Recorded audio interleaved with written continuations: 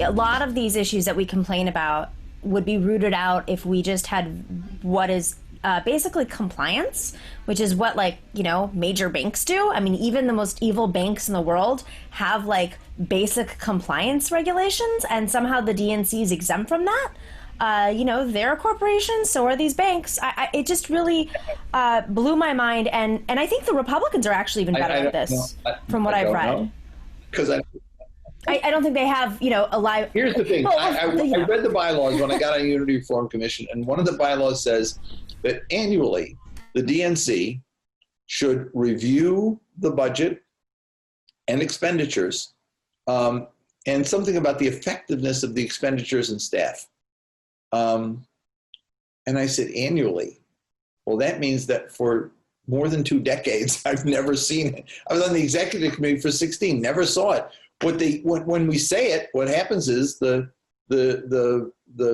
treasurer comes in and they'll give us a PowerPoint. We raised this much, we spent that much, we did this, we did that.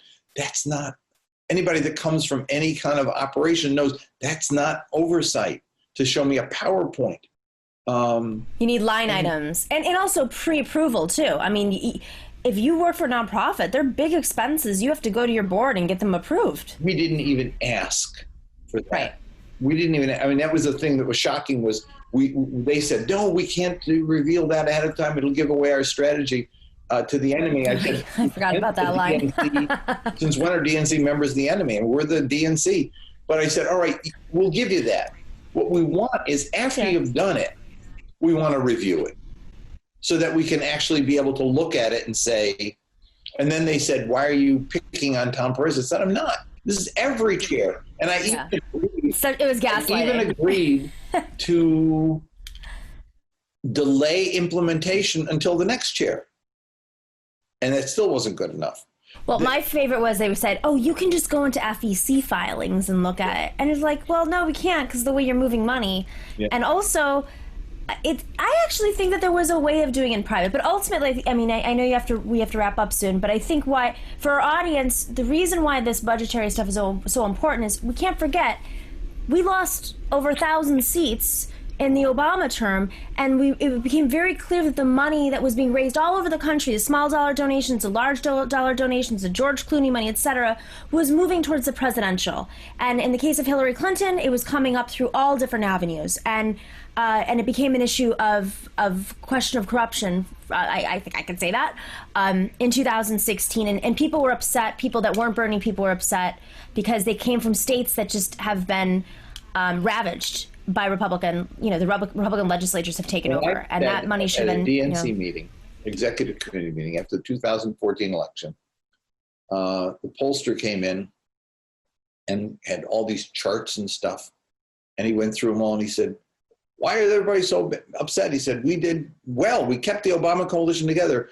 We won the black vote. We won the Latino vote. We won this vote. We won the women vote. We won the youth vote. We just didn't win enough of them. And so the goal is to spend more to raise the level. So after a couple of people spoke, I raised my hand. I represent the Ethnic Council, Eastern, Central European, whatever, what are dismissed as the deplorable white voters. And I said, but what are we doing about ethnic voters? And the states we got smushed in were Pennsylvania, Ohio, Michigan, Wisconsin. These used to be Democratic states. These were the working class industrial belt. These are the folks who lost their jobs, who lost their hope.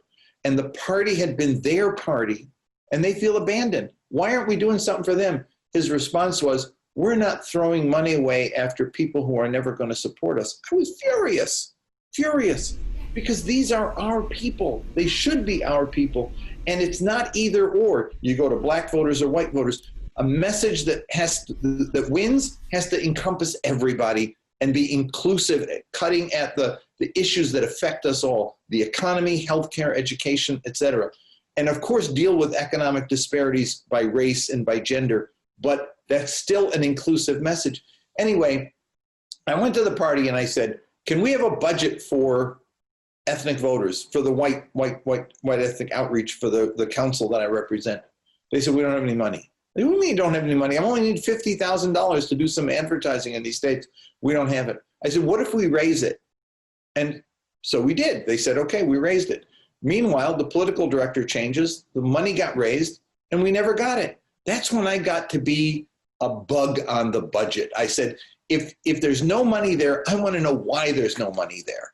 And who makes the priority that in a campaign, in a party that raises literally tens of millions of dollars, that you can't come up with a couple $100,000 even, or even 50,000 to recruit or to go after. We wanted to get lists of ethnic voters by state so that Italian Americans could call Italian Americans in Ohio and say, vote Democratic, here's why. We could put ads in ethnic press. They have no money for it. Why? And the answer is because somebody's making a decision without consultation with the DNC membership, and we cannot find out who makes it, where the money goes, and why they won't spend it in a different way.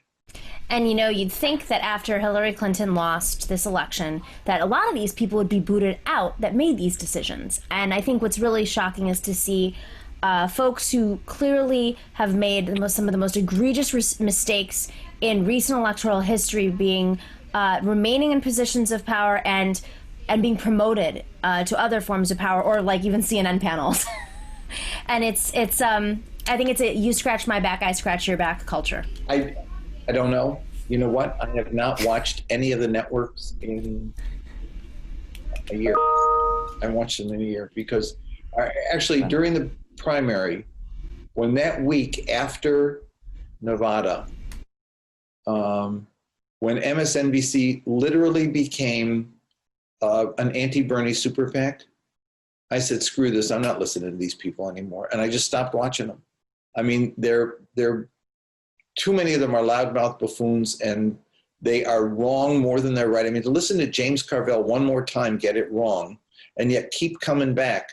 It's a culture that is part of the problem of our politics. It wasn't Clyburn's endorsement of Biden that killed Bernie. It was this literal tidal wave of negative press media of all kinds, commentary.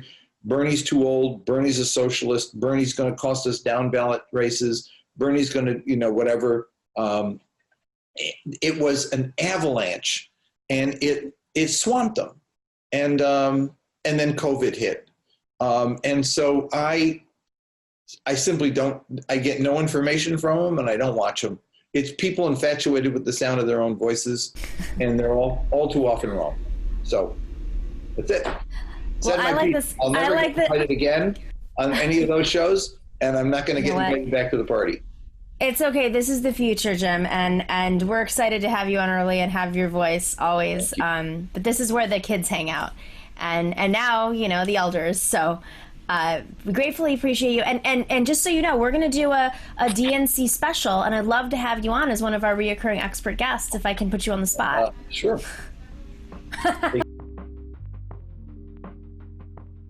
Thanks for watching and listening to The Nomiki Show. But remember to click like and subscribe on YouTube, and please share on social media.